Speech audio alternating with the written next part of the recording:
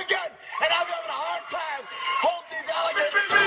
You're talking to the Rolex wearing, diamond ring wearing, kiss stealing, willing dealing, limo jet flying. We Rick flaring on us, flaring on us. We Rick flaring on us. You talking to the Rolex wearing, diamond ring wearing, kiss stealing, willing dealing, limo jet flying. We Rick flaring on us, flaring on us. Jack, we Rick flaring on us, flaring on us.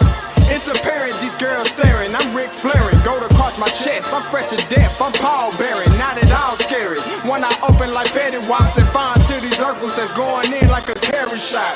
Woo! I'm going in like a Mary Pop off that Mary Crop at the top flow at the Marriott. So questioning me is like questioning you. See, we the best dressed, so come and get blessed with the crew. Not one but two, different ways to slaughter your crew. Committed tat across the chest, I guess she blessed with the truth. People want to see them checks, representation of proof. Living through my elders trying to resonate to the youth. But ain't nothing to get my flash on. Longevity is heavily embedded in my melanin. Layman terms, I last long. My grind repetitive, I'm smoother than real silk. Lyrical cash cow who can't cry over spilled milk. We in here. You're talking to the Rolex wearing, diamond ring wearing, kiss stealing, willing dealing, limo jet flying. We Rick flaring on us, flaring on us. We Rick flaring on us. You talking to the Rolex wearing, diamond ring wearing, kiss stealing, willing dealing, limo jet flying.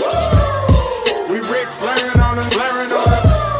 We Rick flaring on us, flaring on us. This ain't no normal situation, this preparation with greatness. Industry full of fakeness, it's really up for the taking. See, life is what happened to you, more so how you take it. Don't get stripped of your knowledge and mentally leave you naked. I like to live otherwise. I'm sorry that I'm fresh to death. I put the polo and apologize. See, black son, we ain't nothing like them other guys. Quit to socialize, we organize, then we mobilize.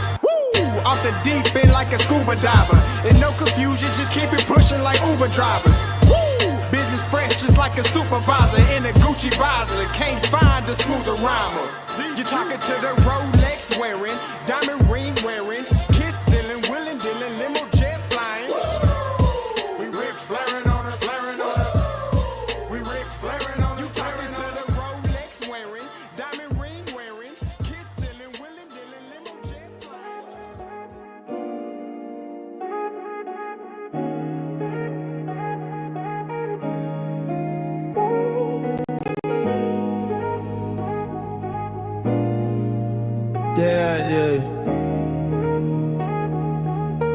Yeah. Scotty on the mic, pen scribbling plays. Zio in the zone, calling highlights and waves. Saturday night, late vibes, we staying awake. HBCU legends, every move they make. Grit during dreams, under lights they gleam. Crowd roars electric, you can feel the beam. Past clashing, 808 stomping, marching bands hitting, stadium jumping. Late Readz, catch the plays, don't sleep. Breaking down the games and all assists deep. Late Readz, where the culture meets the beat. Every highlight, every heart, every feed. Late Readz, catch the plays, don't sleep. Breaking down the games and all assists deep. Late Readz, where the culture meets the beat. Every highlight, every heart, every feed. Drum major stepping, the rhythm don't miss. Halftime show, crowd moving like this. Zio got the stats, Scotty got the flow. Dropping gems and heat like a trap maestro. Running backs dashing, quarterbacks flashing. HBCU pride, the passion everlasting. Shimmering keys, late night haze. Gator shrimp pass, drift through the maze. Games on the screen, stories untold. Legends in the making, the future unfolds. Late Readz, get your plays, don't sleep. Breaking down the games and analysis deep. Late Readz, where the culture meets the beat. Every highlight, every heart, every feed. Late Readz, get your plays, don't sleep. Breaking down the games and analysis deep. Late Readz, where the culture meets the beat. Every highlight, every heart, every feed.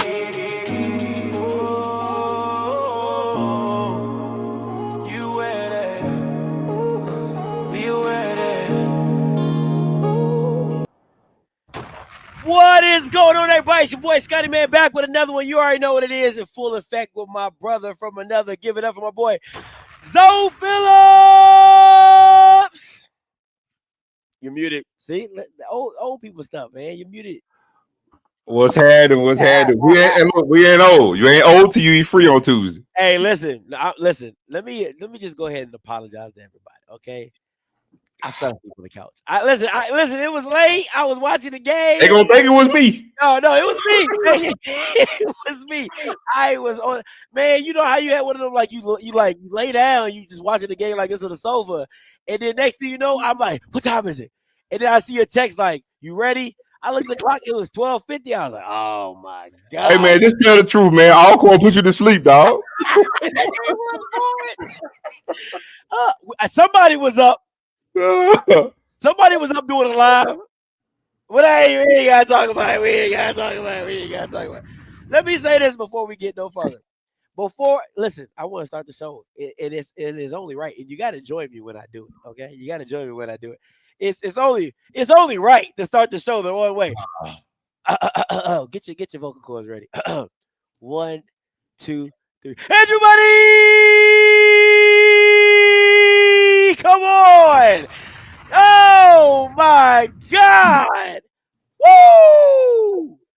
What a game! What a game! I got a lot to say about that game in particular, and about Andrew Body. I got a lot to say. We're gonna get into it. But before we get into that, let's start today's show. Biggest disappointment on Thursday night. Poor Gibson State. Alcorn.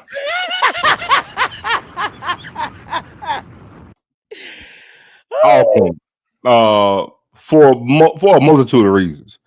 You know, I'm gonna try not to go too hard because it is the first game, but again, it's not the first game of a first-year coach. It's year 2 of the Cedric Thomas regime, and you know, you can add to the fact that Norfolk State had won in over 1,000 days. You know, what I'm saying, multiple years, but it's the eye test, Scotty. It's how they looked. Now they look good. Uniforms look good, but that's it. That's it. Uniforms look good, but man, that's where it started and ends with, man. They look horrible. It looked bad. It looked really, really bad. I'm talking about all phases of the game.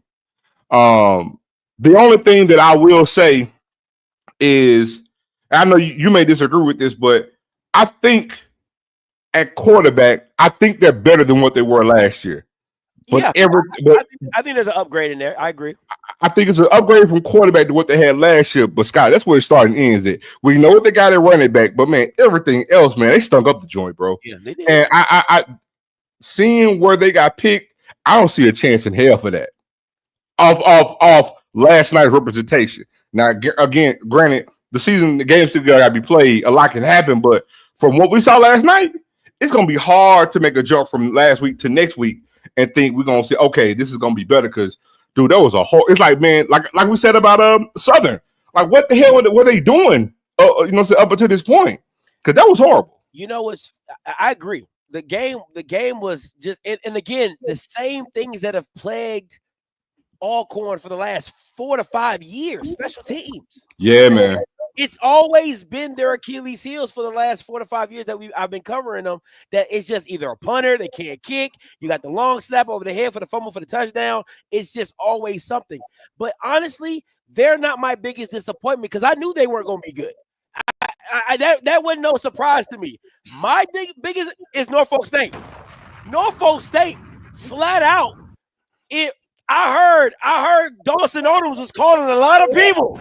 Listen, I'm in a group chat with some former Norfolk State players. Oh. Dawson Odoms was calling Bama's last night, okay? Wow. Out there, hey, big head, okay? Hey, big head. Hey, big head. Like, it ain't that easy, is it? Right? So, for me, for all the stuff that they thought they were going to be, and they thought they had this dynamic quarterback who looked like a fish out of water trying to breathe. I mean, them first 3 drives, like, have you ever played quarterback before? Like, that's how bad it looked. Offensively, they got one of the best running backs. They couldn't move a soul. And we're talking about Towson. We're not talking about Semo or the old Tennessee State defense. We're not talking about none of them type of teams. We're simply talking about Towson. And the same Towson that people say, oh, we only lost to them by 3, and we're way better than. No, that was absolutely atrocious. We'll dive deeper into it, but I'll say this: at the end of the day, for what they said they got, I ain't see it. What they said they have and all the talent they got, and how everybody thought Michael Vick was just gonna roll the ball out there and just beat up Towson, I ain't seen it. And well, that ain't good. I'll say this: when we talked yesterday, I picked Alcorn away. I said I'm gonna have some conference pride, but like I told you, I said I would not be shocked if they lost this game because I'm not a believer in Cedric Thomas. I'm not a believer in him at all. And again, going to year 2, I'm not seeing it. But I got a question for you. Okay. Yesterday in the Alcorn game, are they bigger? Are they bigger? Because, that was the thing. We were small in the trenches. I didn't see any difference last night. I didn't see anything because Norfolk State, for a team that hadn't won a game in over 1,000 days, they looked horrible, and yet they still outclassed Alcorn in that game yesterday. That white quarterback, that Bama can play. A lot of the guys they had, that DB that got the 2. Yeah. DB with the turnaround pick. Oh, that boy was cold. And listen, man, did you see the first muff punt that Alcorn had? Why in the hell on God's green earth would you ever go so low to the ground to try to field a punt on the move at that? It's a lack. It's just they don't. To me, they just don't have it, right? So for me, that's why they're not a big disappointment for me because they just never had it. And again, this is no shot towards G and it's no shot towards J Max, but I would tell them to stop picking coaches because Cedric, no, for real, that G came out and said Cedric's his guy. J Max came out and said Dooley was his guy. And they were like, well, we want these guys, and they have put their alma mater in the hole. They put them in the hole for their choices. Well, the thing with Alcorn, and I would have said this, and I'm not even trying to make this about Jack State, but you look at Alcorn's in Mississippi. So who's the biggest thorn that they're gonna have to go head to head with in regards to them being where they want to go, right? It's going to be Jack State because it's not, up until now they hadn't been Valley, right? So it's Jackson State. So my thing is, if you're going to hire a new coach, you need a coach that's going to at least equate to what TC is doing or supersede TC Taylor.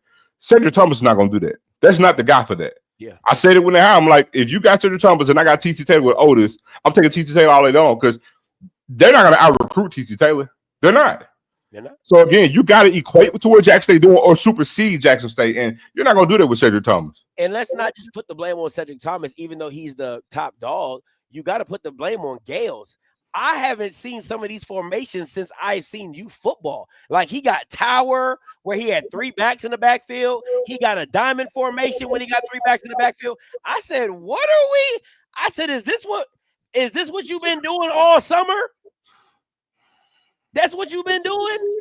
Just straight power football, mano-a-mano, like 92 Cowboys and 88 Washington Redskins, with the Hogs. I mean, make that make sense to me because how we in 2025 and you running Tower on 1st and 10? Yeah, like not 2nd and 1, 1st and 10. Yeah. Listen, you gotta blame Cedric and you gotta blame Gales. That's the things they want to do. So that's the things they want to do going forward. Biggest surprise Thursday night. Oh man, Alabama State.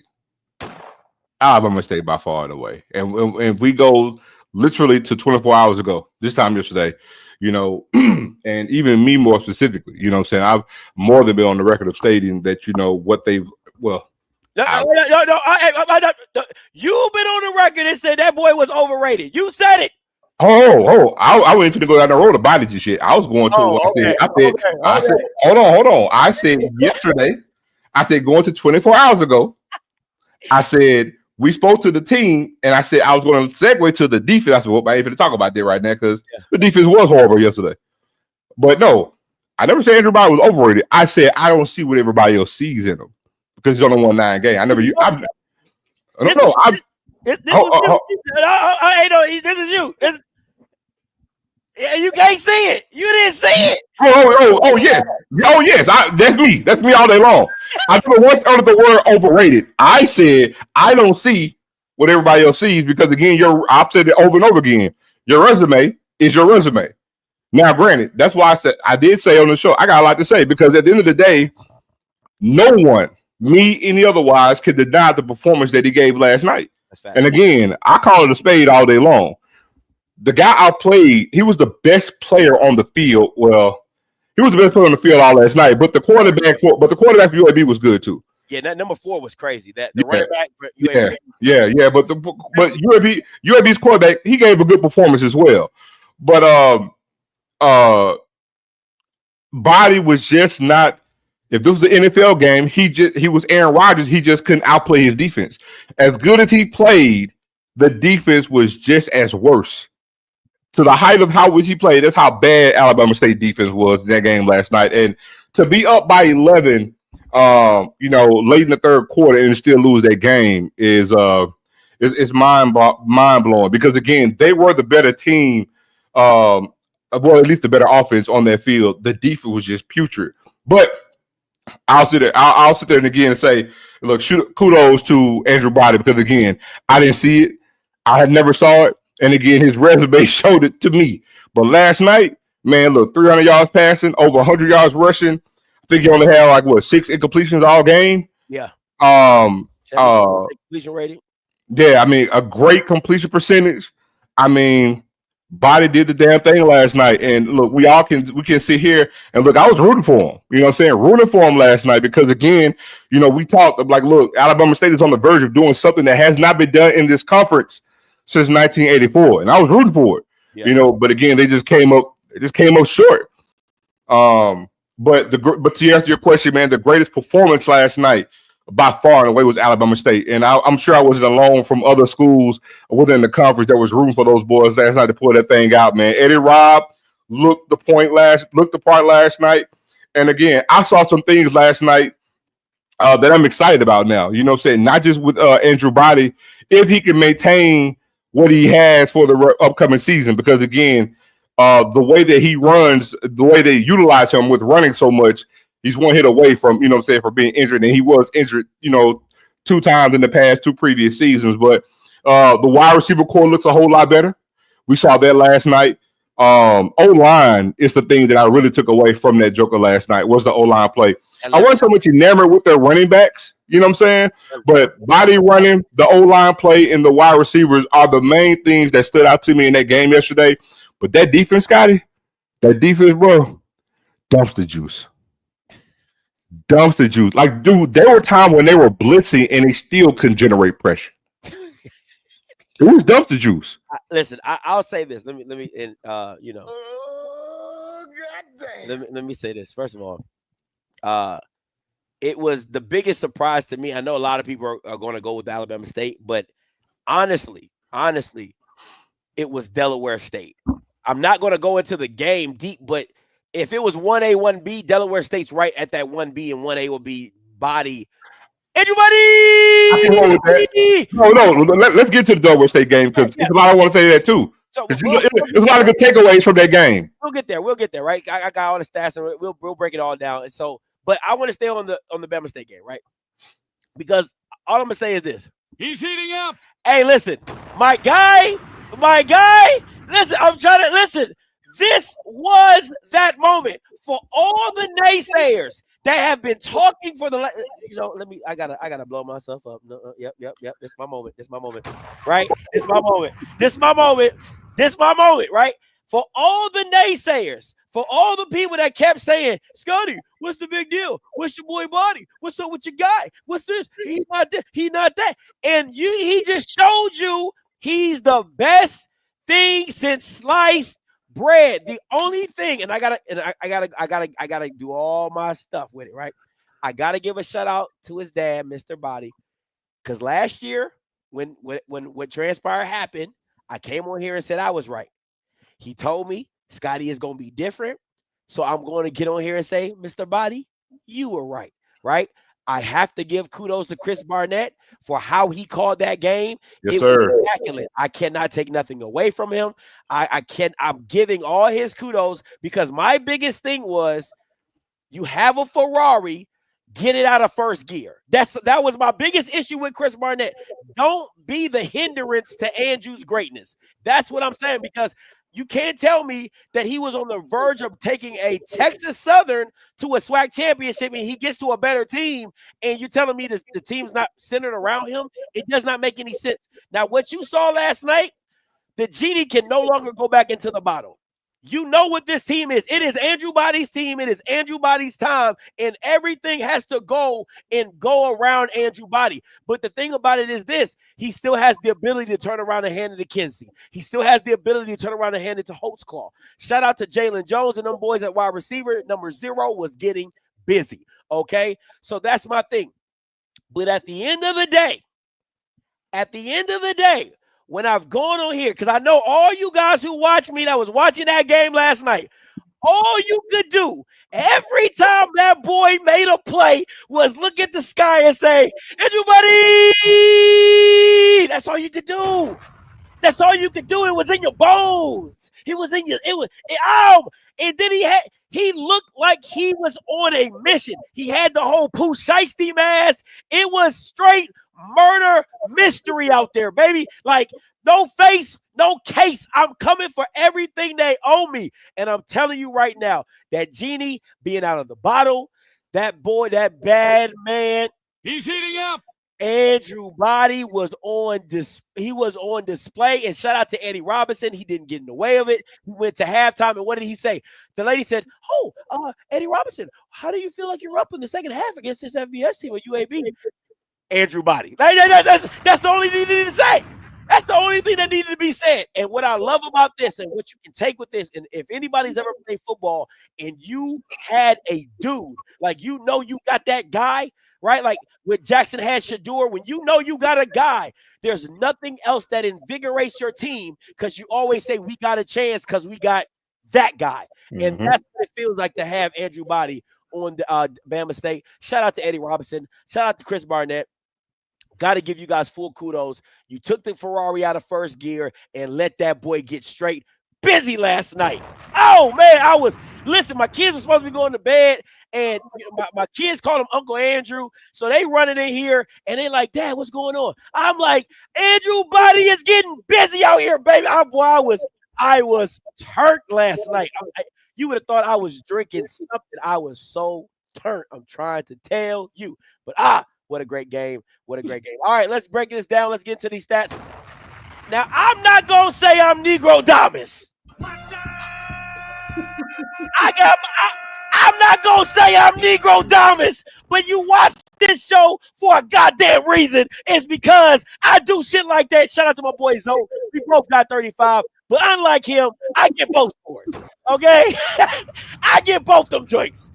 Well, look. I'm going to say this, man. Yes, like we stated, I was thoroughly impressed with Delaware State.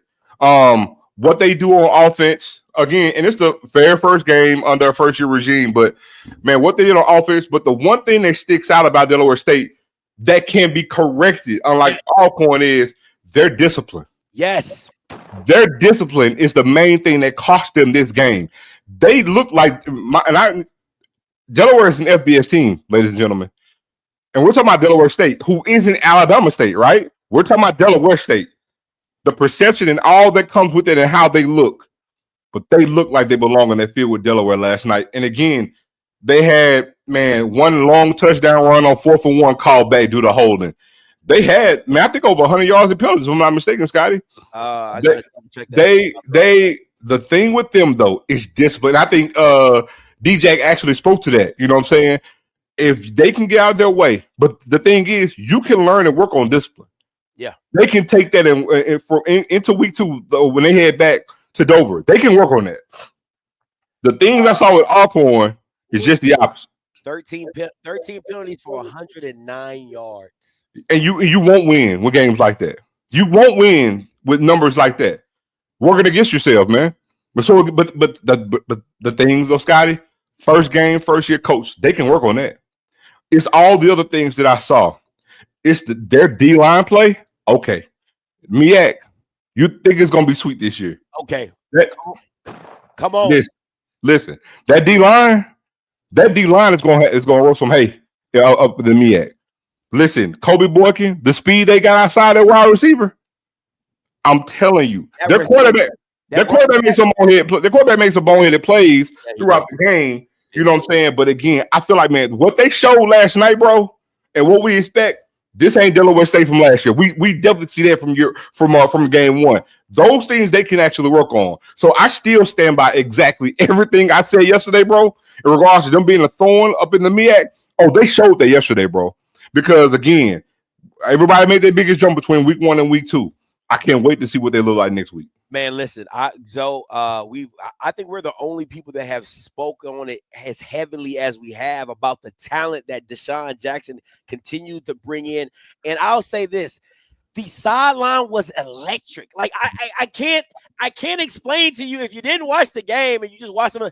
The sideline was electric, and I loved it. And I think for what Zoe is saying, the bonehead stuff was just like the extra point penalties. Like what? Like the unsportsmanlike conducts after your extra point. So now you're kicking at the 30 or 25, and and then Delaware gets the ball, and now they're on your 45 to 50. Like you can't do that when you're playing against an FBS team, and that is what Zoe is talking about with the boneheaded stuff. But let me tell you this: what people thought Norfolk would be is what Delaware State is. Yeah, for sure. I'm telling you, and I kept saying this, and me and Zoe both harped on this. That assistant head coach that he brought with him from California, Travis Clark. Travis Clark is a key maker because what Deshaun lacks, Travis already knows and understands, and he is the in-between person to say for Deshaun. And again, we don't know this personally, but I would assume since with all his experience, he can connect Deshaun to those other coaches that they might be a disconnect and get everybody on the same page. I'm telling you, this team is going to be something to watch. And I'll say this, and we'll move on to the grades. I was listening to the broadcast, and the announcer, the play-by-play guy, the color commentary said, "I'm a UD grad. I played on the football team. In the history of this series, I've never seen this game this close." It was 17-24. 17-21. It was 17-21. And he said, "I had never seen this game this close." That alone is a win for Delaware State. And that's with the touchdown run being called back on 4th and 1. But hey, I want to add this to your point, because when Deshaun got hired and he announced his stat, before he announced, remember, he only announced one person when he got a job, and it was Travis Clark. I don't know if you remember this. I called you. I said, "Bro, you might not know who Travis Clark is." Remember, I'll tell you. You was like, "But I do." So let me give you an example, and I mean this seriously. I'm gonna give this some context. Deshaun Jackson did not go to Delaware State. He's not from Delaware. So let's make this clear. I'm saying it for a reason. But Deshaun Jackson and Travis Clark together is the closest thing outside of Jackson, Mississippi to TC and Otis. When I'm talking about from a recruiting standpoint with that dynamic that we have in black college football. Travis Clark is the main cog for all these players outside the Moore League. And if you guys know what the Moore League is, that's the actual division that has Long Beach Poly, Milliken, Jordan, and all these great athletes within Long Beach. Yeah, go look at all those players from California, where they're coming from. You get some from LA, but Jordan from coming from the Moore League, bro. I'm telling you, Travis Clark being there. You think they did some recruiting right now? Next year the MEAC is going to be on notice. I'm telling you, because here's the thing: South Carolina State's going to do what they do with getting local talent. We know this, but who going to out recruit them? Vick going to do what they do. 757 is loaded there. But when we talk about from the history of it, who has better athletes, Virginia or California? California. So bear in mind, you're going to have to out-recruit Deshaun Jackson, and it's only 6 of y'all. I can tell you right now, 4 of y'all ain't going to do it. 3 of you for sure. So that's the thing. Man, Travis Clark is a dog. Y'all might want to do your research and read up on him. Dude is connected like it ain't nobody's business in LA, Long Beach area. It's gonna be a thing to watch. I think as this team grows and bonds it, because that number 6, that running back Gillis. Yes, dude. Like that that whole first quarter, man. That running back was killing. Dog. It's going. I'm telling you that is going to be. The Delaware State is going to be a scary team to watch as they grow in bond. All right, grades for last night. As you can see, we ain't talking about this, by the way. I just said in my stuff. Look, we didn't talk about this. No, it's crazy. It's crazy. I said C+ is all the way around. But for me, offensively, I got to give it a B-. I like what they did offensively. Caden has to be better. He has to be better. You can't make those mistakes with a better opponent that he made. Those 2 picks were just egregious. If he just takes the sack and let his team do his thing, this score is not what it is. It's probably 24-17, and, it's a closer game or whatever. But, be offensively, and the rest of it just C+. I think they have a lot. I think it's a lot of upside to this, but we shall see. All right. Hey, look, hold on. Before you go there, I just want to say, toward the grade from last night, the main takeaway for me for Delaware State was the scheme. I can give the scheme an A- for what they want to do. Execution of it and all those semantics, you know what I'm saying, is how I ended up to the C+, right? Because of, what they did running the ball. But from a scheme standpoint, just to see what they want to do offensively, I could actually go A- on scheme. But the grade was what it was. I didn't know that. Okay, that wasn't Caden didn't throw that pick 6. Okay, yeah, okay. I was about to, thank you for saying that. I'm so sorry. My bad, Caden, because I was like, no grad senior would throw that ball. Like that's all I kept thinking. I was like, why would a grad senior throw that ball? Thank you so much. My bad. Shout out to you, Caden. That's on me. My fault. All right. But yeah, bro. But just to see what they were doing last night, like from a scheme standpoint, I could give that an A-. I like what they want to do on offense.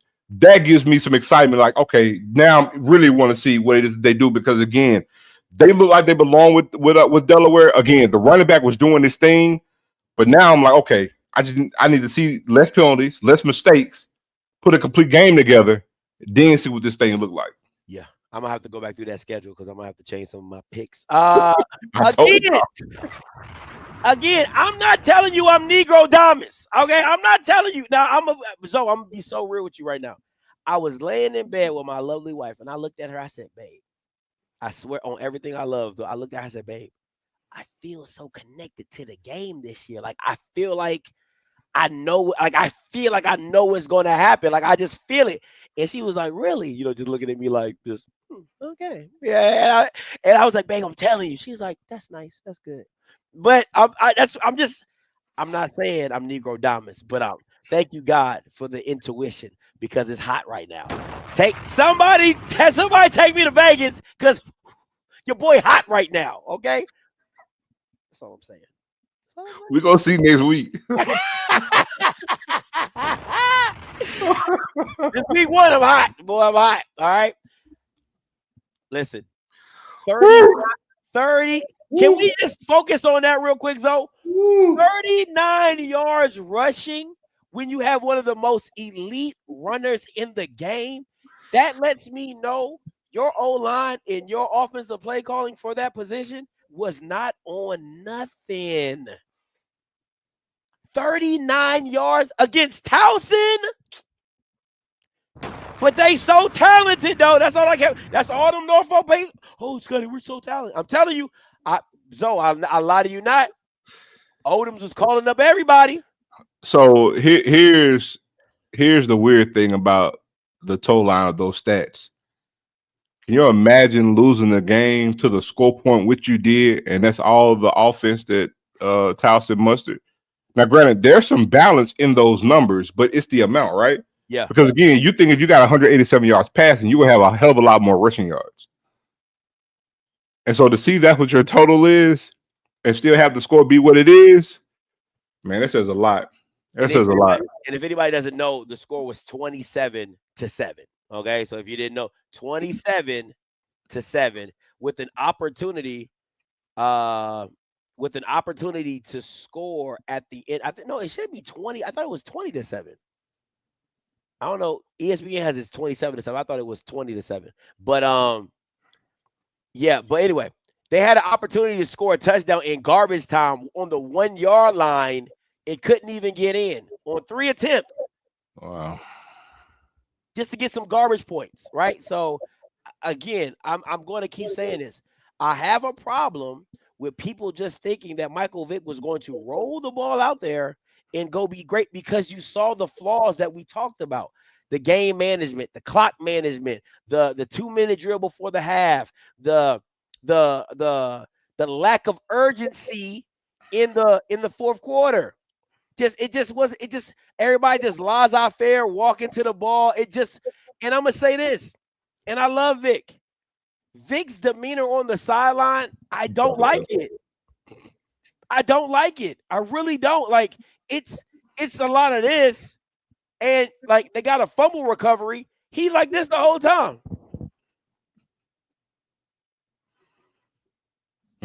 Like so you know I said it. I said from when Deshaun Jackson touched down. Hey, we both said it. I said I just love the energy. It's infectious. In football, energy is infectious and it can transfer to your team. And Vick's laissez-faire, cool. I don't need to do this, and that's just what it feels like when you watch him on the sideline. It's not a Fred McNair scowl like we good. You know, it's not that.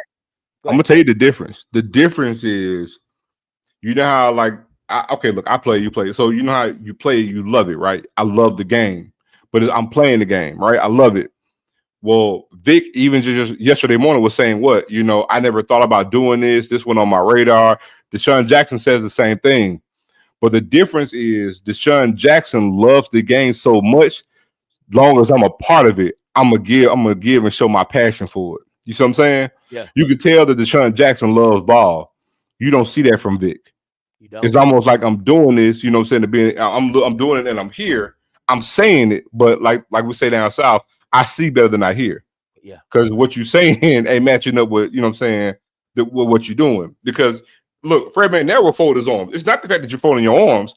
It's the aura and the energy that you give while doing it. Yeah. And from him, he's looking like almost like a deer in headlights last night. Like, I'm here, but you know what I'm saying? I'm not here. I'm not here. You know, like I don't want to be here. What's going on? And I'm gonna say, and listen, I'm gonna say this. That Israel Carey, whatever his name is, that boy shouldn't touch I've never, dog, I swear for Lord, I've never seen a guy look that bad at quarterback. I'm like, how did you even get the position? How did you do this? How did you get here? It's not even so I don't know if you saw it. His last drive before Otto came in, he's getting sacked, and then he just throws the ball like kind of backwards, but kind of forwards. I'm just like, I really don't see how Otto wasn't the starter. I'm serious. I don't see how Otto wasn't the starter. I'm serious. And when you see Otto, the one thing I loved about Otto last night is the poise in which he plays the game. Like, he always seems like he's like that white cool boy. You know what I'm saying? Like, with the fade, he's just too cool for school. So when he was breaking out the pocket and he like underhand flipped the ball, I said, "Come on, man, that's just like it's just a calmness about Otto. Like, nothing ever really rattles him, nothing ever really speeds him up." And sometimes it can kind of look like I don't care. It can feel like he don't care, but he moves with such a smoothness to his game. I think they got to find a better way to get him comfortable earlier in the game. His receivers didn't do him no favors by dropping a lot of passes. Yeah, man. I mean, it was one, the dude was wide open, right through his hands. I'm like, God damn, like, what the? Get his scholarship right now, right? But go ahead. I'm about to say, that's the one thing. What's going on, like, on the college football landscape? Because even toward the Alcorn game, right, man, their receivers were dumpster juice. Like, they dropped so many balls last night, literally through their hands, right? Yeah. And the same thing with Norfolk last night. Like, dropped damn good balls, like, you know what I'm saying, wide open. Some of them wide open balls, they're just dropping them left and right. I'm like, how the hell are you starting and you dropping balls like this? Yeah. And then they'll be right back out there the next week starting. Like, I'm not getting it. What are they doing in practice and they netting up in the games? You know what I'm saying?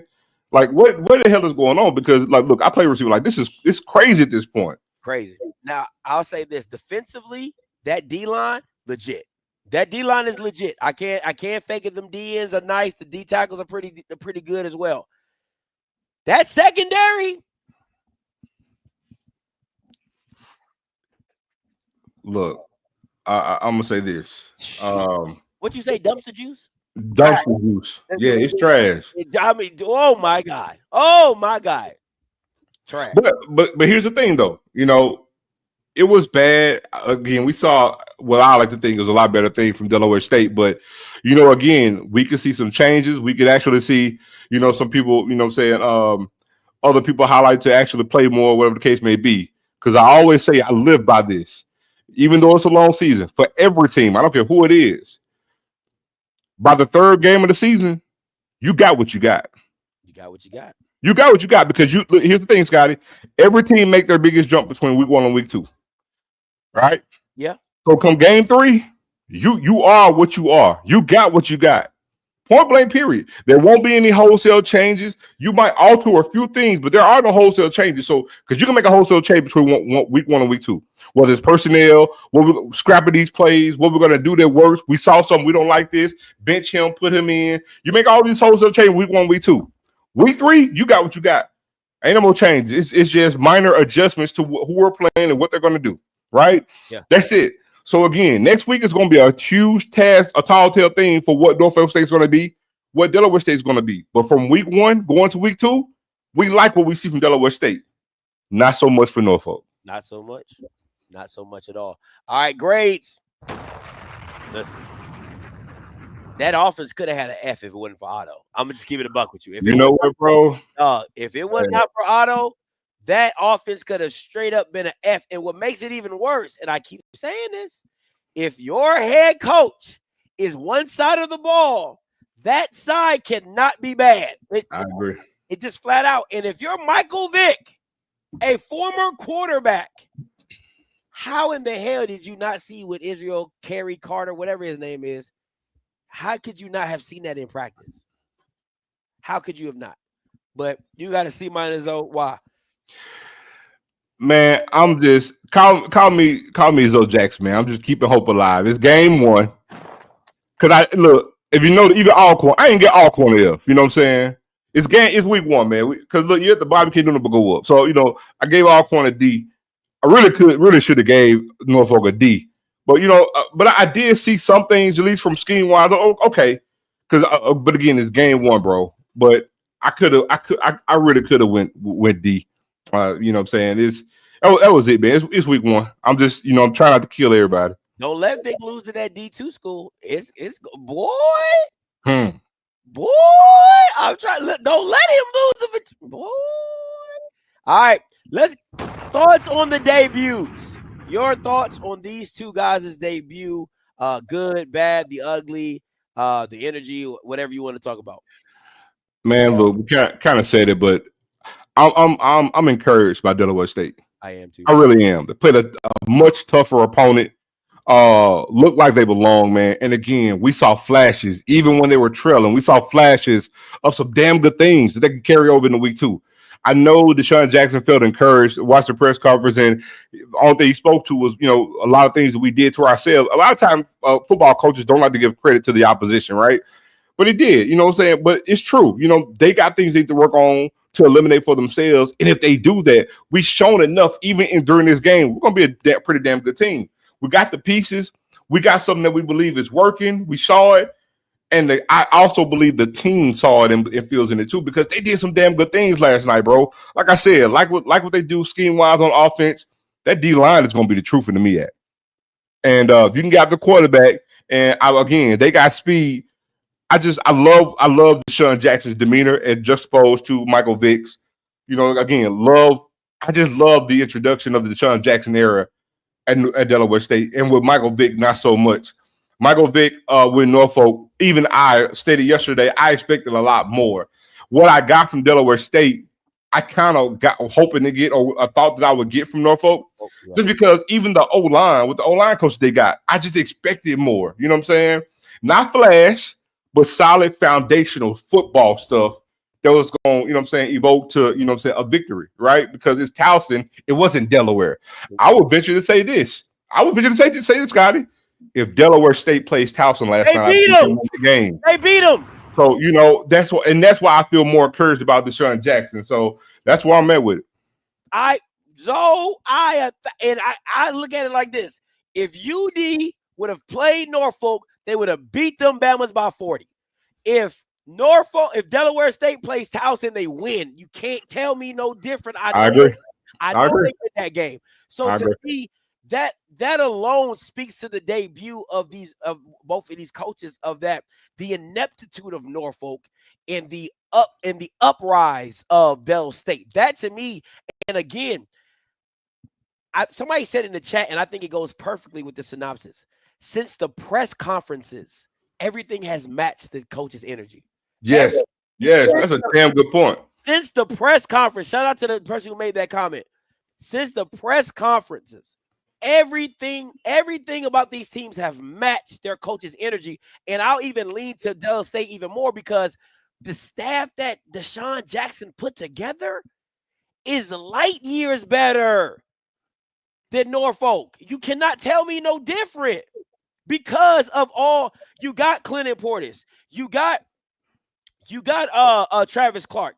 I forgot the Asian O-line coach at Chung. You got you got guys that, like, when you're talking about, when Deshaun says we're trying to put guys in the pros, or this is a pro guy, we're trying to run a pro style system, or hey, this is like a feeder. We're trying to get these guys to really go to the next level and take them and make them better young men.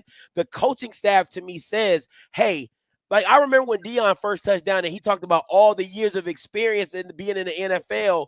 Hey, we got over 60 years of the NFL. Del State's in the same boat. Del State is in that same boat. And again, I'm going to keep saying this. Michael Vick is going to have to get out of his shell and actually be somewhat of a raw type guy, because again, Michael Vick and your coolness can only go so far. You have to motivate these guys to go do something, to go run through a wall for you. And I'm telling you right now, you can't tell me no different that Deshaun Jackson does not make those players want to run through a wall for him. But you know what, Scotty, to that point, we've talked about this before. If you actually look at it, man, right now, today, think about before the game, but even they both had their first game last night to today. What is the perception of the two coaches with their programs since they've been hired? Just think about the perception. How it, not the perception, the optics, how it looks, right? It looked like it appears to be, I'm not saying this is what it is, but if you look at it, take a step back, it almost looked like there's a lot more intricate intentionality on Deshaun Jackson's part to have success, more so than Michael Vick. I'm not. You see what I'm saying? Like the optics are there. You see what I'm saying? Yeah. You're not getting that from Vick. I'm not saying that he doesn't have that, but the optics don't help. And and Deshaun Jackson, he's walked, he's talked, and you saw it last night, because like I said, I was impressed even in the loss with Del State. And I said, and I think I said it, and we'll move on. I said last night, I said, if you get this game to 10, 11, that's a win. I text Coach Clark this morning. He said, I told him what I said. He said, we're not satisfied. We're not satisfied.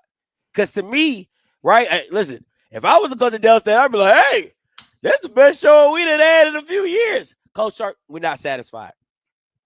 We're not satisfied. I'm impatient. That's what he said. I'm impatient. So there's an energy. Get me to Delaware, okay? There's an energy that is buzzing in that room, in that state, that is, I'm telling you, they're going to take the MEAC by storm. It's going to, and somebody said, is this a Mike Vick moment for Deion? I mean, if there's a Deion moment for Vick, I disagree. I think this is a Deion moment for Deshaun. I think it's a Deion moment for Deshaun. Get me now. You better get me now, because when I get this thing rolling, it's going to be unstoppable, because Deshaun Jackson just has that infectious energy that comes with it all. And I think that's the icing on, that's the cherry on top, is just who Deshaun Jackson is, about wanting to be good and having that underdog mentality and fighting the way he fights and scratches and claws, man. It's different, man. It's different. I love it. I absolutely love it. All right. Again. Hey, your boy, I'm shooting like Curry. God damn. I'm like, come on, man. Your boy perfect on the season.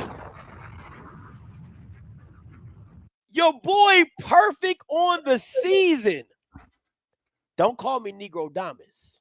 Dog, I told you yesterday. I knew I should win my heart, dog. I knew. I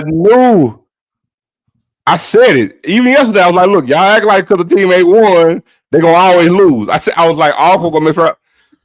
But hey, trying to have some conference pride. You know what I'm saying? Trying to have some conference pride, man, and got cooked in the process. Because, man, look, 28 points well. 28 points well. Man, listen. Man, look, and I'm serious when I say this. Man, I don't know where Alcorn goes from this. Like, they look that bad. Alcorn look worse than Southern. They look worse than Southern. They look worse than Southern yesterday, man. And so, man, I don't know, bro. Like I said, the one thing I did see, I agree. I think they're better at quarterback. You know what I'm saying? This upcoming year, but dude, their receivers dropped so many balls last night. It ain't even funny.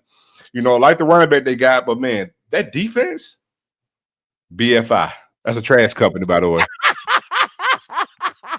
I mean, man, that defense, man, listen. Dude, I mean, here's the thing. Look, nobody who we choose in any game last night, if Norfolk State plays them, they lose to every last one of them. Like, Norfolk State is not good. And they showed that last night, man. It's not a good team. They play Towson, they lose. Norfolk, they lose. Delaware State, they lose. They lose to everybody you talk about last night. Look, Braylon, I know how many the defense gave up. It's not just the points. They looked horrible. He said anything they would have played. They look horrible, bro. And if you want to sit there and try to find some silver lining, say they only give up 13 points, it's how they look giving up the 13 points. Special teams sucked ass. Like, Alcorn look good now. I love the uniform, by the way. They look good. They look good. But boy, your play was good and ugly. Look good, played ugly. Something's wrong with you. And look, and here's the thing. And you know I'm not lying because, man, all my Alcorn people that I talk to, they hot right now. They hot as fish grease. I'm serious. They hot as fish grease. And they were like, man, we suck. Hell, look at G last night. G will tell you, man, look, I'm going to punish you for 2 weeks. I'm punishing myself for 2 weeks. Oh, like, G said, I'm telling you. Man, hold on. Before you say anything, who does Alcorn play next? Do you know who does Alcorn play next? I don't know. Who you know? No, I'm hold on. Pull it up. Who they play? Because, bro, we talk about Southern Saturday tomorrow against Valley. All right. They play A&M.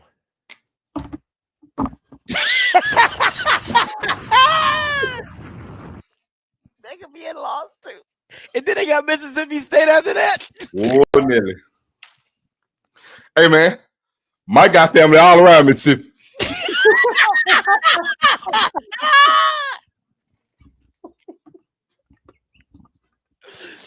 Oh man, Mike got family all around Mississippi, man. Owen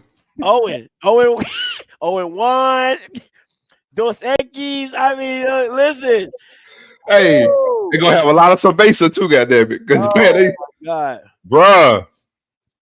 Oh man, I'm saying I'm not even trying to be funny, dude. They look horrible. You matter of fact, look, I'm serious. I can't ever recall in one half of football, that first half, seeing that many drops by receivers. Like on the money. It was bad, bro. It was bad. Listen, I know a lot of people came on here and was like, "Oh, Scotty going to do this about G." Listen, I like G. It ain't nothing. Listen, it's never nothing personal with me and G. It's nothing personal with me and J Max or either. You know, none of the swag and the fool will go to him. I'm cool with all them guys, man. But there's the one thing. Let me tell you why I love Zoe so much. Is Zoe, he can do this, right? He'll have his blue and white. He'll have his blue and whites on, and he'll tell you, "Hey, let me go ahead and take these off, and let me give you the real." And that's the problem that I have with all the Alcorn Golden Helm, is that they have a false sense of narrative of what their team is. Cedric Thomas is not a good coach. He might be a better coordinator, and there's nothing wrong with that. There's nothing wrong with that. Gales is not a very good OC. It's not it again. You have to take the blame. He's very good at taking accountability. I'll give Cedric that. Oh yeah, it's on me. It's on me. Oh yeah, it's on me. Nobody wants to hear that shit. Like, fix it. Fix it. Right? So again, when you bring back the same people, right? When you bring back the same people and expect a different result, that is the definition of insanity. That is the definition of insanity. When I seen everything that I need to see, and you, the head guy, no Diddy, is bringing back the same offensive coordinator that put you in a pocket last year that you just like, man, like, why this, why that? Right? Yeah, Cedric's the head guy, so he can change up his defense and he can't fire himself. But again, I just didn't see what they saw. And they can say, I go to practice and I do this. That makes it even worse. Because you have practice seeing this trash and then come on your platform talking about, ooh, I can't wait to see number 11. Ooh, I can't wait to see number 7. Ooh, I can't wait to see number 0. And none of it goes to the way that you wanted it to go. Now, again, what are people going to say? Oh, it's not a conference game. That's fine. That's fine. But my last 2 cents on this. I've never said that. I've never gotten it. Let me tell you why. I get the premise of saying it. That means the game doesn't hurt us as bad, but the game reveals the bad shit. You see what I'm saying? Like even for Jack State, like no, the game don't count. So it's not as detrimental toward the standings, so we can still make our goals. It shows your flaws. Yeah, but it exposes your flaws. That's why you need the non-conference games to get you right for conference play. But here's the caveat. If you ain't making no changes or doing nothing for the non-conference shit, look like a duck, quack like a duck, it ain't a mongoose. You bad. And I agree with PZ. Alcorn has always been known for scheduling really good out-of-conference games and competing at a high level, wins, lose, or draw. So I'll give you guys that. I'll never take that away from you. My issue is I'm going to keep saying this, is that you stop letting G and J Max pick y'all coaches. The show is called Swacking a Fool. Okay, like it's telling you in the name that they don't know what they're talking about. And I'm going to keep saying it. Letting Fred McNair go was a bad decision. Now, granted, he might have asked for too much money, but that was a marriage that worked. I'm not saying that they shouldn't have gone away from Fred, but Cedric was not the answer. He was not. And I don't care that he got some wins at UAPB. He was not the answer. Now, again, they can come on here and they can say whatever they want to say about me. I'm this, I'm that, or whatever, right? That's all be it. But what you are is 0-1, okay?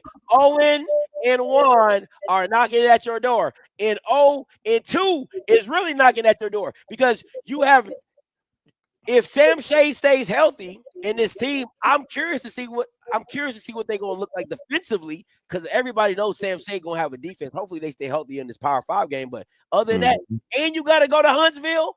Okay, we'll see. So they got A&M, then Mississippi State. A&M, then Mississippi State. 0-3. Shoot. So keep playing them games if you want to. All right. Yeah, I think we hit this all on the head on this one. Damn. Yeah, straight like that. Straight like that. I saw your stuff. I said, damn, that's exactly what I said. Well, and here's the thing, man. Like I said, I'm not going to sit here and give anybody an F. It's week 1. First game of the season. I really don't expect any A's. Even from Jack, I don't expect an A on week 1. It is what it is. I feel like unless you just, man, week 1 offense did this and put up, 50 points or whatever the case may be, then okay, no case. Obviously you're going to do it. But, man, I fought hard not to give him one, bro. It was horrible. Horrible. Like I said, the one thing we know the running back is a player. And, again, I was out on the kid from Howard, but from what I saw last night, it's a significant upgrade from what they had last year. But again, it was the receivers, man. They played horrible. It was so many drops in that first half. So again, I'm gonna be honest. I really couldn't gauge the O-line as much as I wanted to because I was kind of like all over the place going between multiple games. So the next week I'm really gonna focus on the O-line, even though I know who they're playing with A&M. But man, next week is an important game for them too because it's a conference game and they play horrible. So again, watch this. You go 0-3. I'm assuming the next game after Mississippi State is probably a conference game. If you hadn't got anything right, man, where do you go from there? Because not only is it a conference game, huh? It's Pine Bluff. After Mississippi State, it's Pine Bluff, at Pine Bluff, and then you go right into Prairie View. Hey. And I want to go back to what your point. Listen, I don't think Cedric or Gales are good enough to do wholesale. There's not that many coaches in the SWAC outside of your Willies, maybe your TCs, maybe your Trey Olivers that would even be able to do wholesale changes, like to change a scheme and to do, hey, for this week, a new install. I don't think there's a lot of what's up. No, they were just saying A&M is not a conference game. I was giving thumbs up saying, okay. Oh, okay, yeah. So I don't know if you'll even have those type of kind of coaches that could make those adjustments week to week or game to game, right? It's usually a lot of, well, this is where they're weak at. We'll try to exploit it by doing the same thing we've always done. So they know what to expect, but we're just going to run it at them on the weak side instead of doing something that would make them have to we could dictate to them and not them dictate to us. So I don't know if you have that many coaches within the SWAC that can actually do that. And for me, I don't know, man. I'm about to renege. I'm about to say, damn, maybe Lionel wasn't lying at all. I'll say this though, man. If I've listen, I've talked to a lot of UAPB players. I'm just gonna say they're high on their team, which they should be. So I'll tell you offline because I got some intel on the quarterback. Okay, so we'll see. We shall see. All right, last game. You already know what it was. He's heating up. Woo! Wait. Now you did get that 42 right, just for the wrong side though.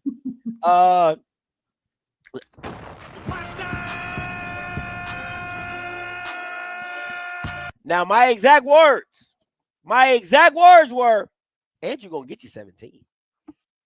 Did I ever think he was gonna get you 42 of them things? Everybody, come on! So the thing that highlights how putrid Alabama State defense was, look at that TOP. Yeah, that was crazy. So the thing is, man, you look at, oh my God, look at the balance of UAB's offense. Yeesh. Like that's what you shoot for, But the thing is, Alabama State, it kind of goes without saying, we all saw it. It was a thing of beauty to watch them play last night. It was encouraging. And if I'm an Alabama State fan, I am encouraged today, right? The only thing that they have to worry about is this could be almost like a FAMU North Carolina, right? Where you have a good showing and harping on that and then receding on the next week. I don't believe that because I think it's a different feel with Eddie Robb there and who they play, going out for the rest of the season. It's totally changed my outlook on Alabama State, and I'll be the first to admit it. We keep it a buck on here. They showed some very, very encouraging things last night. I was right on the defense, thinking they were going to be horrible, and they are. But I didn't see the offense being what it gave last night against UAB.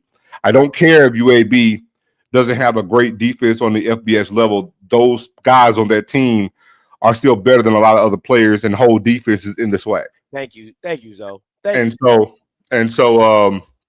that's the thing to that, right? Because when we want to sit here and give kudos to a team that plays Pine Bluff defense, right, and we want to use that, we can't disallow what UAB put on the field last night. Man, listen, after that game, I don't know if you saw it, but Trent Dilfer sought out Andrew Body after that game. Yeah, I saw it. And he balled out. And look, no secret. You know what I'm saying? I've never sung his praises. Nothing against Andrew. It's just that, again, I read the resume. I'm real big on data. And damn it, guess what? I got to keep it a book because look at the data that he showed last night. I don't care who you are, who you playing. If you throw for 300 yards and you run for over 100 yourself, that's a damn good showing. And kudos to him. Kudos to Mr. Body, too. I mean, he had an outstanding performance with a damn good coming out party on the national spotlight. And, man, like I said, to do that and run as much as he did and still have a damn good completion percentage, that's huge. That's huge. But it does highlight a very Steve McNair thing to me.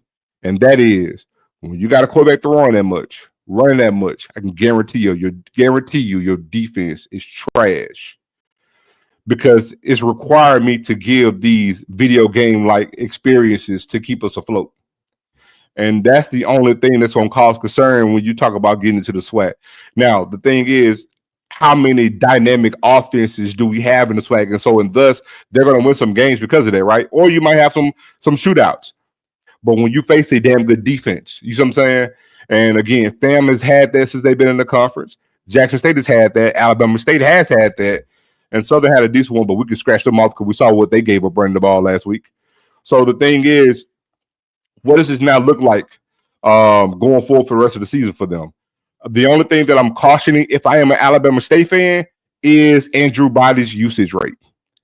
Because the one thing that's been coming is, injury because of how he get utilized. And he did show something last night. I don't know if you saw that one long run and he slid. Yeah. That was in which if he had a Russell Wilson-like feel for it, then he really, really, really will be dangerous. That game last night reminded me so much of the Orange Blossom Classic last year. However, the difference was the scheme, which we're going to talk about. I love the scheme that the OC did. So that was a beautiful thing to see. We talk about change, right? Yeah. So you thought it from year one or year two. I love the scheme. I love what they did offensively yesterday. But I had to be impressed with the way that he threw the ball. You know what I'm saying? Now, he had that one bonehead play with that lateral that ended up being a turnover, and I think that changed the game. But if you take that away, man, he almost gave an A+ performance. He don't have that turnover, Scotty, they probably win this game. So, that's fair. But kudos to him. Let me say this because I know a lot of people saw the end of the game and Andrew was mad and stuff like that. And rightfully so. He has the right to be upset and frustrated because he didn't get a shot. Let me tell you something, man. He believed he can win. Huh? He believed he could win. They were trying to win. Listen, I am 1,000% behind Eddie Robinson Jr. on that one. I cannot afford for you to go down in the last minutes of the game. We had our shot. We had our chance. I'm good with that. I am good with that. There's bigger fish to fry. You've shown what you can show. You've seen what you can see. I really need y'all to understand. You got to look at it at a Booby Miles situation on Friday Night Lights, right? Where your helmet at, water bug? Oh, you ain't got no. And he get in there and bam, again, you just cannot take that risk. When you see what you saw that night, it's like you've done enough. I can go catch that. You've done enough. Okay. So for me, I completely understand it. For a fan and for Andrew to be in a competitor, I completely get it. But if I'm Eddie Robinson, Atlanta is in front of me. And it is with you and your shoulder and your body and your upkeep. So at the end of the day, but that's not the point. I get it. That's not the point, though. The point is that game at the end of the day doesn't affect the outcome and standings of the SWAC. We understand that he will have to give his all in conference play, but I'm not. Live fight another day. I'm not. Come on, man. I'm not trying to get you hurt in the last 2-3 minutes of the game. I can't afford it. I just can't afford it, especially with his bad luck that he's ran into for the last 3 years. The last 3 years, all his starting quarterbacks have gotten hurt. That's just facts. Damn. Yeah.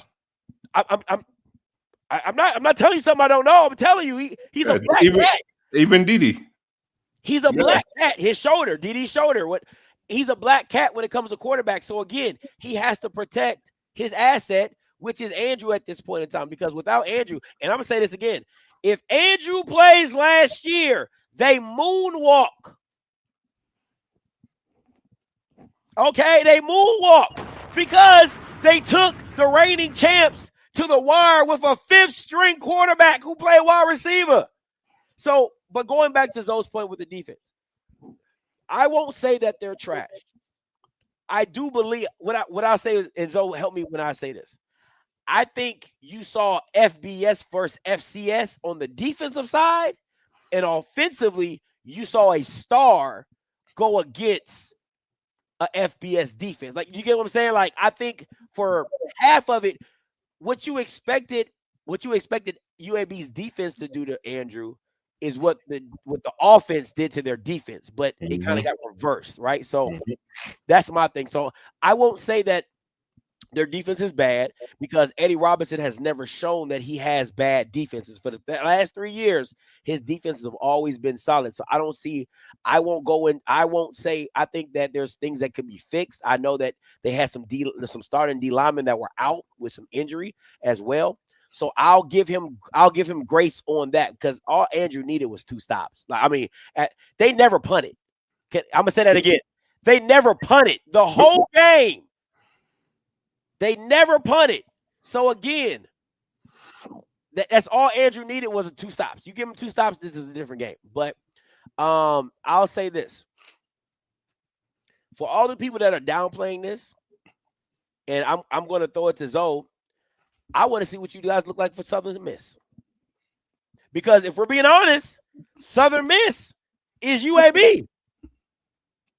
Now, Charles Huff has come and took his Marshall team down there pretty much. Took out his Marshall team down there. But Southern Miss ain't good. Southern Miss ain't this. It ain't none of that. Right? So they're essentially UAB. So to me, if you guys are this all-world team and this all-world talent and this all-world defense,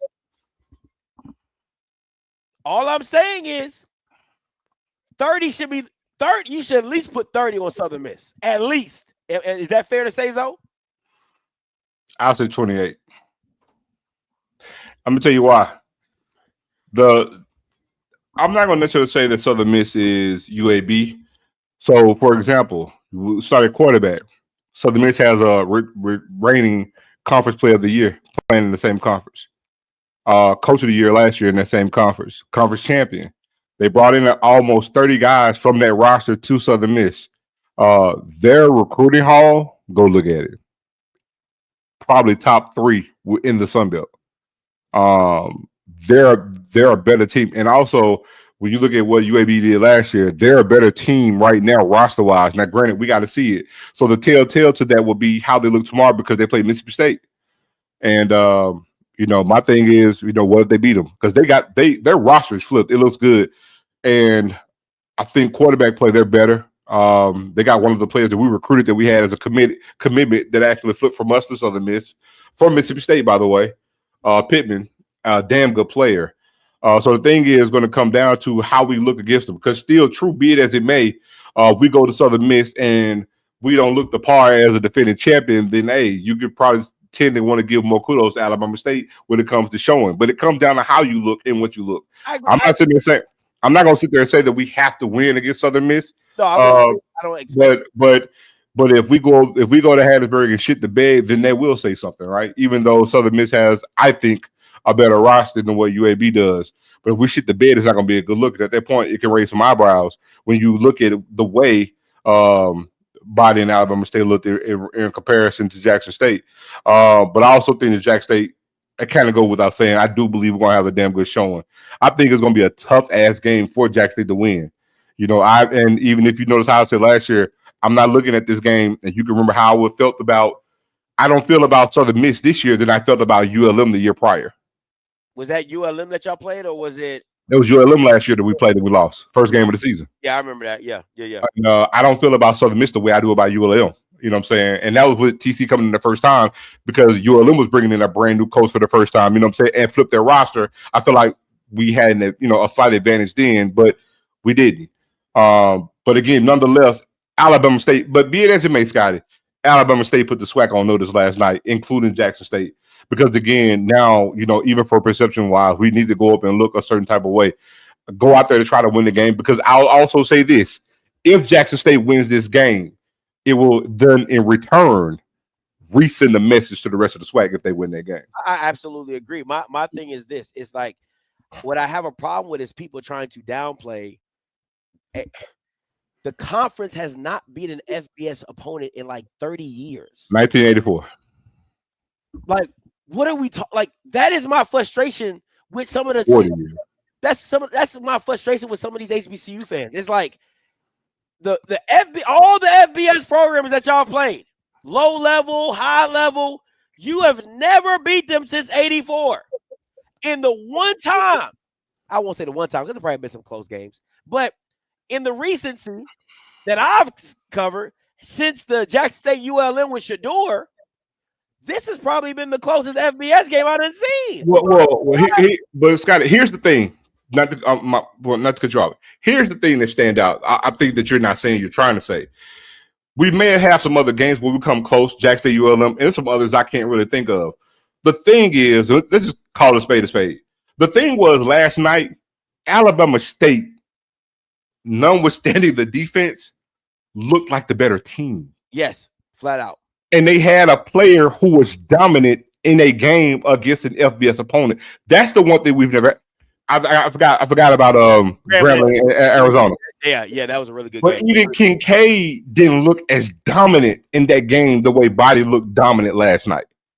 It was him. He was almost about to will this team to victory. Like I said, they had that bonehead turnover, and again, if the defense could have just got a couple of 3 and outs, forget that, or possibly a turnover. Yeah, Alabama State wins that game. Because here's the thing: in every game that we could think of, we've always trailed, looking to get out to the end with a chance to win. Alabama State was up by 11 late in the third quarter. Yeah. In the third quarter. Yeah, they were up by 11, double digits. So that's the thing. We've never seen that where we're dominating, on the scoreboard an FBS opponent. You see what I'm saying? We've led them before, in the first quarter. You've seen that before. But now we're almost dominating FBS opponent. That is the stark difference that we saw last night. And I'll say this is the one thing that I would say on notice is this. You always knew what type of team Eddie Robb was bringing in. Lunch pail, steel hat, defense. Offense has always been their struggle. If they have turned it around, truly turned it around, and Eddie Robb can get that defense back to where it's always been, because again, that is his strength, that is his strong suit. It's scary. I'm just gonna. It's a team you don't want to see, and I think the game with Southern is going to be a great barometer, because Southern is not a bad team, it's not a great team, but it's a SWAC team. And if they come out and they put 35 up on Southern and it's 35-10 or 35-13, yeah, it's about that time. You know what I'm saying? And I know people are Southern, but anyway, it's always going to be something. I ain't going to get into all the excuses. It's always going to be something. But hey, here's the thing I want to ask you though. You look at that West, man, Sky, look at that East. That's tough.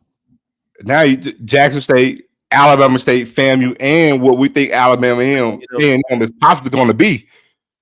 Man, that East is. You got to get rid of the divisions. I'm sorry, you just got to, because you'll miss out on an opportunity for either a rematch with Jackson and Alabama State, if that's what it comes down to in a SWAC championship, or a rematch between FAMU and Alabama State or FAMU and Jackson. Like that, to me, you can say whatever you want. At the end of the day, when you see SEC rematches in SWAC in this SEC championship, that shit means something. Like those are usually really good games, because it's like, man, they got them in the first one. Who's gonna get them out in the second one, right? Instead of these rematches between Jackson and Southern for the last 2 years, that you just be like, oh my God. But you know what also it does though? It actually adds more validity to the championship, because you would have, let's say for example, the team who lost, let's say if they're on the cusp of being ranked, or one of them is ranked, but now you beat that same team twice. It's a good team, and you know it's a good team. Yeah. But you beat them twice in one season. I know you may say, well, that happens in the championship game, but not if that opponent is coming from a weaker division. We're talking about, let's say if Jackson State beat FAMU twice when Prime was here instead of just one time. You see what I'm saying? Right. It gives even more validity to the championship, because it wasn't just one tough game, it was two. So and Eddie, you need to get your guys, they need to be tackling Tackling drills all week, baby, because them Bamas could not wrap up to save their life. All right.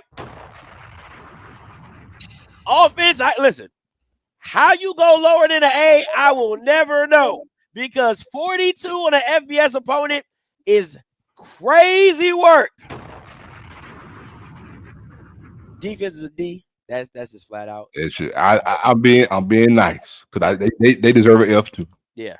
First week, like you said, so first week, and then B- for me, B+ overall. Not too bad.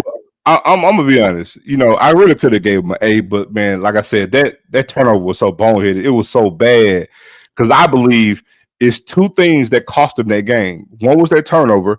The other one was when they did the boneheaded thing with the fair catch down there, because that drive killed them. That because I'm telling you, if they have a regular thing and they don't even have to score in the drive, if they just milk some clock and then punt the ball back on their end, make them work back. I think Alabama. They're up 11 already. They're up 11 at that point. Do that, they're up 11. Yes. You give me a 25-30. Got a quick score and it changed everything. Come on, man. So that was huge. I would be looking at him like, why the fuck did you put your arms up, man? Like, you ain't catching the ball. No, hold on. Here's the thing. He didn't even put his hands up. He did this.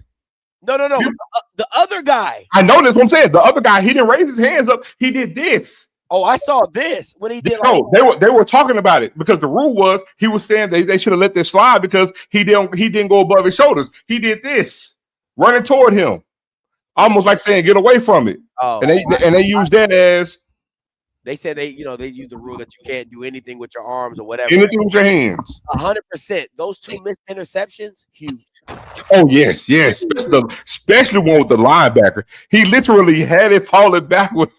You know what he was thinking? I want to break my fall. That's what he was thinking because he had it. He had it falling backwards. Guys, listen. I need y'all to understand the rules. If you put your arms out parallel, right? If you do this, that is a signal for the referee that you're not returning the ball. I need y'all to understand that. All right. So a fair catch is this as well as this. They're letting them know that I am not returning the ball. Right. That's why when Zoe says he did this, the refs took it as if he was just doing this by himself. Right. So it is still a call for like, hey. So here's the thing, though. They need to change the rule, though, because here's the thing. On a kickoff, I get it. If it falls in play, then you're going to be marked down where you are. The thing is, one or two things. They either need to change it where if the kickoff, any type of fair catch just automatically come to the 25, or not allow someone outside of the actual receiver of the ball to not call fair catch. You can't make that call. You know what I'm saying? Like, if it's not the ball not coming to you, I totally agree with that, Zoe. You cannot make that call. Let's look at my guy's stats one more time for the people in the back. 6 incompletions, bro. That's awesome. 431. He's heating up. I just want to make that very clear. Everybody!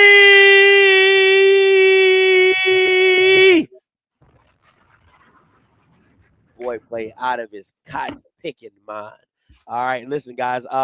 Tonight, Friday, FIU versus Bethune-Cookman. I cannot wait to see Willie Simmons, man. I cannot wait. Oh wow, that's what you want to see, huh? Yes, yeah. I'm on the FIU bandwagon. I'm just saying, man. Why you want to see Bethune-Cookman? Ain't nobody care about Bethune-Cookman. See, ain't nobody care about that. Ain't nobody worried about that. I want to see. I you know what I'm waiting for? I'm waiting for that Golden Helm. That Golden Helm episode. That's what I'm waiting for. I want to see.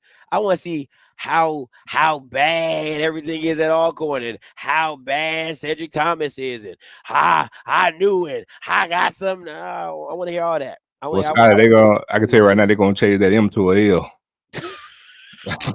Right now, that's what it is. Golden Hell. They're gonna change that M to a L right now, man. Ooh. Tell you, I just want to see what they talk about. I just want to see what they talk about because clearly I didn't know what I was talking about. But at the end of the day, somebody walked out. How you lose to a team that has not won a game in over 3 years is outrageous. Is outrageous. That's all I'm going to say about it. Stunk up the joint though. It ain't just you lost. Stunk up the joint in the process. Stunk it up. Stunk it Jesus. I'm telling you, man, it was ugly, bro. Like, it wasn't too much you could take away from the game, like positive. Like I said, you can see the running back was the running back before they got to the game. So that's, like I said, the only thing I took away from that game was, okay, they're better at quarterback than what they were last year. That's the only thing I took from the game. That, and they got some good looking uniforms. That's it. That's tough. Well, we'll see what that bounce back look like. But remember tonight, guys, Friday, FIU versus Bethune-Cookman. We will be back on here Saturday night. Hopefully, I don't go to. Yeah, man. All right, we'll try to get as many games as we can for the post game review and talk about it. But hopefully, I can be back here to celebrate. Yeah. Yeah. What time y'all play? 2? 2 o'clock. Oh yes, that's an easy game. And I think the latest game might be FAMU and the Orange Blossom Classic. Yeah. Yeah, I think that might be at 6 or so. Hold on before you go. Since we have some games, do you foresee any upsets or anything tomorrow? Let me see. Let me bring up your anything to change your mind, anything on tomorrow, since you got some football in your system last night. Yeah. And I remember I've been pretty hot lately. You about to cool off. Oh, let me see. Not really. I want to say that. I really want to say Valley. That's why I want you to bring this up. Because tell me how you feel now. I think Georgia Tech beats Colorado. Handedly, by the way. I don't believe in Graves, man. I don't believe in Graves, and I don't believe in Mark Fredericks. I think Valley gonna have something for that ass. I really do. I think I think that white man gonna be uber prepared. So uber prepared. So I want to tell you this because you said something yesterday. You got it. So I feel like I need to have some consistency to it. Yesterday you said you wanted some chaos. And so I think I'm gonna add to it. I think we're gonna get chaos because what you said wasn't real chaos because you said you expected it. But see, when I tell you that I'm changing, I got Valley when beating Southern because see when that happens, that gives you chaos. Valley, because watch this. Because see, it don't hit the same that Alcorn lost to Northwestern. You know what I'm saying? It's not bad outside of Mississippi. But see, when Southern lose the Valley, it's gonna reverberate. Because you think people talking about Alcorn, but just imagine if Southern lose the Valley. Well, what they are. Now they 0-2, but watch this. Southern gonna end up 0-5. Real quick, fast in a hurry. Because look at their schedule. I think they got what? Fresno State. They got Fresno, then Jackson State. Then I believe they got Alabama State, then Fresno State, then Jackson State. Yeah, that's gruesome. Yeah, that's gruesome. Oh, if they lose there was chaos it was some mini chaos. It just wasn't, like you said, it didn't reverberate, but it was some chaos because you know me, I love some chaos. And chaos happened. I'm gonna go with Southern because it's the smart pick, but I wouldn't be surprised if it's like 14-3 Valley. I wouldn't be surprised. Like not as the total score, but like at half. Like I wouldn't be surprised if it's like 14-10 or 14-3 at half. Valley's up. I wouldn't be surprised. I really wouldn't. And if Valley's up at the half, then they're gonna win. I think that white. I'm telling you that white. Thank you, Samuel Parker. I hate saying white man, but Samuel Parker. So look, I'm changing it, and we're gonna change it. We're gonna keep the score the same. Okay, just flip it. I got Valley beating the beige defenders from Red Stick. SU. That's tough. Yeah, man. That's tough. Yeah, man. So yeah, I know Norfolk be like, behold the green and gold. The devil say they're gonna be looking down the barrel of the devil's gun.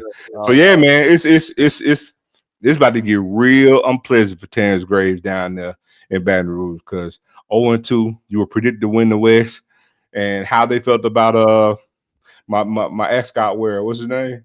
Dooley. Gucci suit. Yep. He up out of and not great, man. Listen, I'm telling y'all, Valley got some players. So yeah, we're gonna scrap that. We're gonna roll with Valley tomorrow. That's I ain't gonna lie to you. So that's some true chaos right there. Because I don't know, boy. You talking about?